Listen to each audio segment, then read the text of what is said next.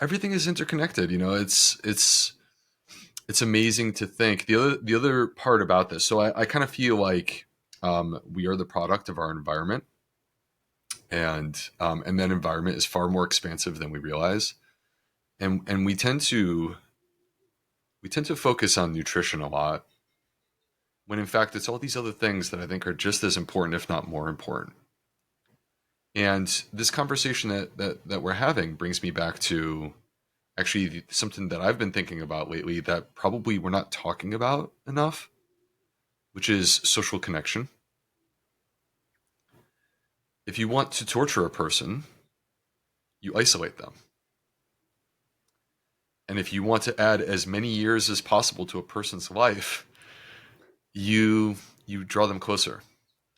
Because people who are socially connected, they live longer, and that's actually more powerful for longevity than even fiber is. And so, Tyson, there was this interesting study, since we're on the topic of partnerships. There was this interesting study where they looked at the microbiomes of people who were either in a partnered relationship or they were single. And the first thing is they found the people that were in a partnered relationship, on average, had a more healthy microbiome than the person who is single. Now, I mean, maybe there's other aspects to this, right? But then they looked also at like how closely the microbiome is shared between people. And they discovered that the microbiome is shared more among partners. So like you with your spouse, me with my wife, is shared more among partners than it is among siblings, which is fascinating. Because when you're a kid, that's when you acquire your microbiome. It's partially acquired from your parents. It's partially acquired through genetics. It's partially acquired through the food that you eat. And you probably you mentioned that you've been with your wife for 12 years. So you were in your early 20s when you met your wife. But that's more than 20 years before you met her. And according to this study, you share more microbes with your wife than you would with any, brother or sister that you have. So choose the people that you cohabitate with, choose wisely.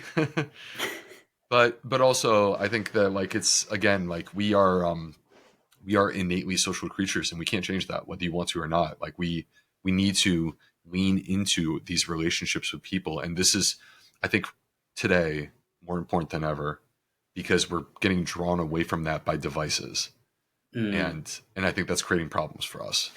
For sure. It's interesting, like, to hear you say that.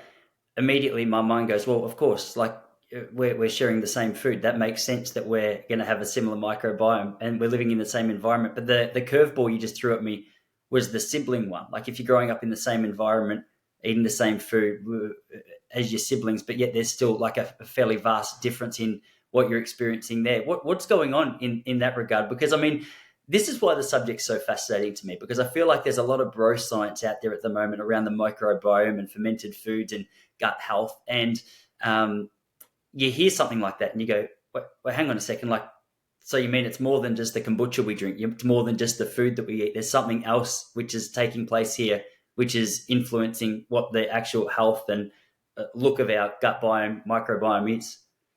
Yeah, I think it's more than just the food that you eat. I think it's far more vast than that. I think it's the environment that you live in. I also think it's the state of your mood. So to expand, two things. First of all, in that study, they actually controlled for diet. So they were attempting to show that this, like, even like regardless of whether you shared the same type of food with your partner or not, that actually this was like a more powerful thing than anything else, living in the same space.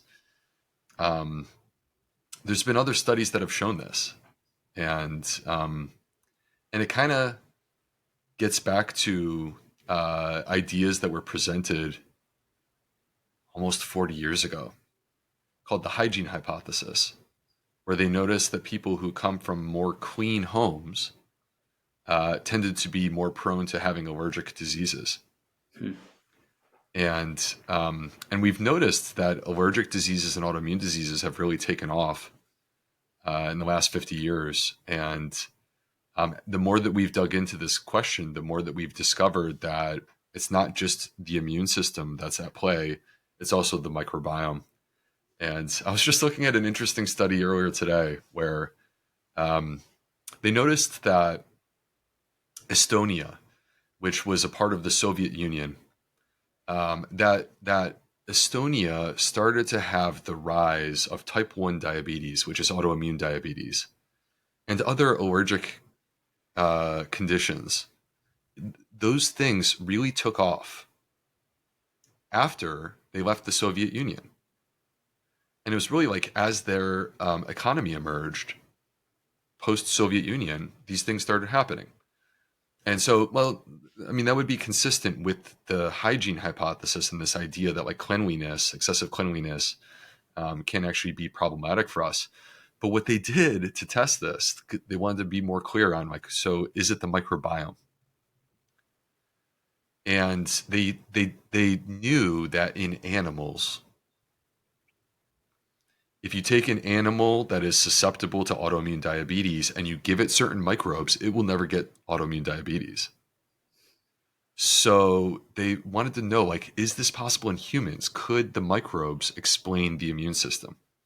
And so they compared the microbiome of kids from Estonia with kids from Finland, which are right next door, and kids from this specific part of Russia, not the whole country, this specific part of Russia that was like right there on the border of Estonia. And they took monthly poop specimens from children from birth until 3 years of age.